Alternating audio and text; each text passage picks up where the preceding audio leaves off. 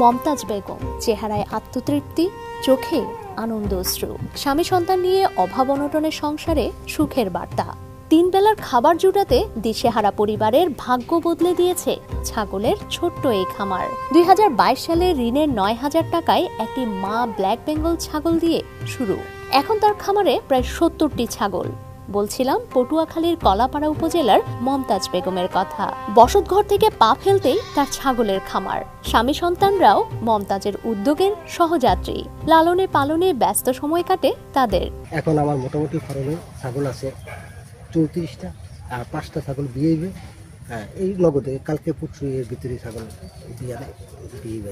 ঘরের হলো বড় সমস্যা, এই ঘরটা হইলো গিয়ে আসল। এরপর হইলো গিয়ে যদি মনে করেন আমি আরো ভালো জাতের যদি ছাগল দিই, আমার যে ছাগল আছে এগুলো যে মানে মেয়ে ছাগলগুলো, এগুলো তো আর মনে করেন 4-5 মাস পরেই মনে করেন আবার মা হয়ে যাব। তখনই আমার জাগার দরকার হইব, ঘরের বড় দরকার হইব। এই এবার মোটামুটি কাজে যদি টাকা সহায়তা পেতাম তাহলে মোটামুটি আমি আর একটু বড় করার চেষ্টা করতে পারি।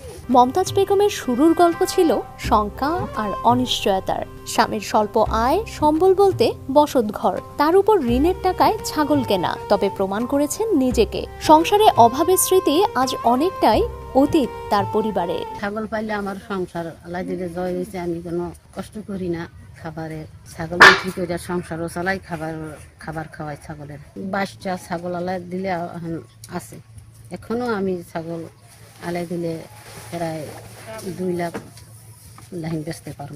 নিজ গ্রামের দরিদ্র নারীদের কাছে বেশ পরিচিত নাম মমতাজ বেগম। আগ্রহে অনেকেই আসছেন পরামর্শ নিতে ও নিজ চোখে তার উদ্যোগ দেখতে। এরকম একজন উদ্যোক্তা আমি নিজে হই এবং আমি এরকম একটা খামার দিই যাতে তাদের মতো আমি এরকম অনেক ছাগল খামারে রাখতে পারি, বিক্রি করতে পারি, তাদের মতো আয় করতে পারি। আমারও নিজের প্রতি নিজের ইচ্ছা হয় এটার। মমতাজের ছাগল পালন দেখতে আমাদের খুব খুশি লাগবে বা ভালো লাগবে। সে সাফল্য হয়েছে, আমাদের তো মন চায় যে এই কাজটা আমরাও করি। কিন্তু আমারও অনেক ইচ্ছা যে এই একটা করতে পারলে খামার অনেক ভালো। ছোট্ট একটি উদ্যোগ 3 বছরের ব্যবধানে ভাগ্য বদলে দিল এক পরিবারের। মমতাজ বেগম হতে পারে বাকিদের জন্য অনুপ্রেরণার গল্প। ডেস্ক রিপোর্ট, সমকাল।